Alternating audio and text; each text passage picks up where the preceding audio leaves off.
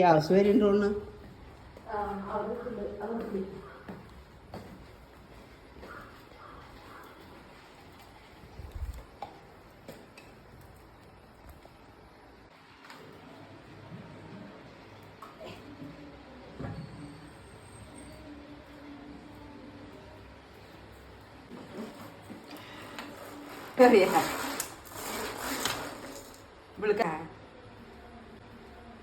അതിന് നേരം പോണ്ടല്ലേ അങ്ങനെ പറയാം.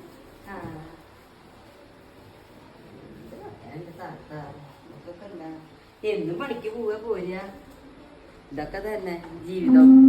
കുട്ടികള് ഉണ്ടെന്ന് പറഞ്ഞിട്ട് എന്താ കാര്യം? നമ്മളെന്നെ പണിയെടുക്കണം, നമ്മള് തിന്നണം, കുട്ടികളെ നോക്കണം. അല്ല അവിടുത്തെ വീട് വിറ്റില്ലേ? ആദ്യം താമസിച്ചിരുന്നു. അത് വിറ്റിട്ടാണ് ഇപ്പൊ ഈ വാടകയ്ക്ക് താമസിക്കുന്ന 6000 രൂപ വാടക കൊടുത്തിട്ട് ജീവിക്കുന്നത്. നമ്മളെ കഷ്ടപ്പെടുന്നു. നമ്മളെ രോഗത്തിന് ചികിത്സിക്കാൻ പറ്റണില്ല, സമയം കിട്ടണില്ല എന്നല്ല, കാശുണ്ടാവണ്ടല്ലോ ചികിത്സിക്കാൻ പോവാൻ. അങ്ങനെയൊക്കെ അവസ്ഥ. ഇനിയുണ്ട് വിഷമങ്ങളൊക്കെ. അത് പറയാന്ന് വെച്ചെങ്കിൽ ഒരു കഥകളുണ്ട്. നേരം ഉണ്ടാവണ്ടേ, നമുക്ക് സമയമുള്ള പറയാൻ ഞാൻ. ഇപ്പൊ ചേച്ചി മാത്രമല്ലേ അപ്പൊ എനിക്ക്? ചേച്ചി മാത്രം, ചേച്ചി ഞാനും മാത്രം. പിന്നെ എന്താ മക്കളും ഞാനും. മക്കള് മോള് കെട്ടിച്ചു കൊടുത്തിട്ട് മുന്നേ അടുത്തുണ്ട്. മോനും ഉണ്ട് കൂടെ. മോനൊരു മാസം 3500 രൂപ തരും. ഞാനും അപ്പൊ വാടകക്കൊക്കെ കൂടിയിട്ടാ 3500 രൂപ, വെറും 3500 രൂപ. അതില് വേറെ ഒന്നും അവറിയില്ല. ചെലവും കഴിയണം, വാടകയും കഴിയണം, ഒക്കെ കഴിയണം. നമ്മള് പണിക്ക് പോവാ. നമ്മള് 500 രൂപ ഡെയിലി പീടിയ തന്നെ വരും. പിള്ളേർക്ക് കൂലി കിട്ടുന്നാല് ബാക്കി 400 രൂപ ഉണ്ടെങ്കിൽ അടയ്ക്കാനുണ്ടാവും, എന്തെങ്കിലും അടയ്ക്കാനൊക്കെ ഉണ്ടാവും. അത് അടയ്ക്കാൻ കൊടുക്കും. പിന്നെ നമ്മുടെ കയ്യിലൊന്നും മിച്ചല്ല. കുറി അടക്കാനോ? നമ്മള് പൈസ ലോൺ എടുത്തതൊക്കെ ഉണ്ടല്ലോ, അതൊക്കെ അടയ്ക്കണം. അങ്ങനെയൊക്കെ ചെയ്തു നമ്മളുടെ ലോകത്തിന് നമുക്ക് നോക്കാൻ പോവാന് നേരം എന്താണ് ഞാൻ അറിയില്ല. ഒരു ടെസ്റ്റിനൊരു മുഴയുണ്ട്. എന്താന്നറിയില്ല. 6 മാസം കൂടുമ്പോഴൊക്കെ മാമോഗ്രാഫി ചെയ്തായിരുന്നു. ഇപ്പൊ 2-3 കൊല്ലമായിട്ട് അങ്ങനെ തിരിഞ്ഞിട്ടില്ല.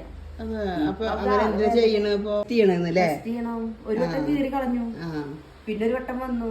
അപ്പൊ സുജാക്കോന്നുണ്ട് ചികിത്സ ഉണ്ടായിരുന്നു എനിക്ക് തണ്ടലിക്ക് ഡിസ്കിന്. അപ്പൊ അത് പോയി. എന്നിട്ട് പിന്നെ വീണ്ടും വന്നു. ഇപ്പൊ അത് നല്ല വേദന, ഇവിടെ മൊത്തം വേദന. പോണെന്ന് വിചാരിക്കും മെഡിക്കൽ കോളേജിക്ക്. വേദന ഉണ്ടെങ്കിൽ കുഴപ്പമൊന്നും വേദന ഉണ്ട്, ഇവിടെ തുടങ്ങാൻ പറ്റില്ല. നല്ല വേദന. അതിനെ ഒരു സൂചിക്ക് കുത്തി ടെസ്റ്റ് ചെയ്യാനുള്ള സൂചി കടത്താള ഒരു പഴുതായിട്ടില്ല എന്ന്, അതിനുള്ള മൊഴിയായിട്ടില്ല.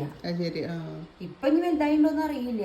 ഞാനിപ്പോ ഒരു 2 കൊല്ലം മുന്നേ പോകുമ്പോ, ഇപ്പൊ ഞാൻ 2 കൊല്ലം ഫ്രീ ടെസ്റ്റ് ഉണ്ടായിരുന്നല്ലോ കോട്ടൂര്.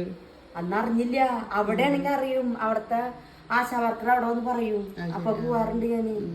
ഇപ്പൊ ഇതിന് പോയില്ല, അറിഞ്ഞിട്ടുണ്ടായിരുന്നില്ല. ഞാനും നീലും പോയില്ലായിരുന്നു അന്ന് നായ മാന്തിയിട്ട് ഇഞ്ചക്ഷൻ. അന്നായിരുന്നു അവിടുത്തെ പരിപാടികളൊക്കെ. അതിനെ പറഞ്ഞു അതിലുണ്ടായിരുന്നു അവിടെ എന്ന് പറഞ്ഞു. ഇപ്പൊ മെഡിക്കൽ കോളേജിൽ പോണം. സമയത്തില്ല, പോവാൻ പറ്റണ്ടേ. അങ്ങനെ. എവിടെ? തൃശ്ശൂരാ?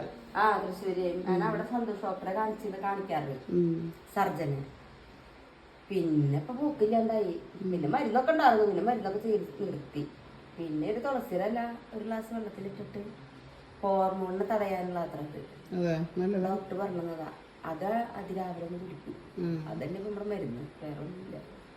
ദൈവം നമ്മളെ അനുഗ്രഹിക്കും, അത്ര ചിന്തിക്കുക. നമ്മളെ 2 നേരം അവരെ അരിഞ്ഞു വിളിക്കുന്നെങ്കിൽ അവരും ഉള്ള ഭാഗത്ത് എന്തെങ്കിലും ഒരു ഇത് കാണിച്ചാൽ അത് നമുക്ക് ഇരിക്കുന്നില്ലോ. അത്ര ചിന്തിച്ചാൽ പറ്റും.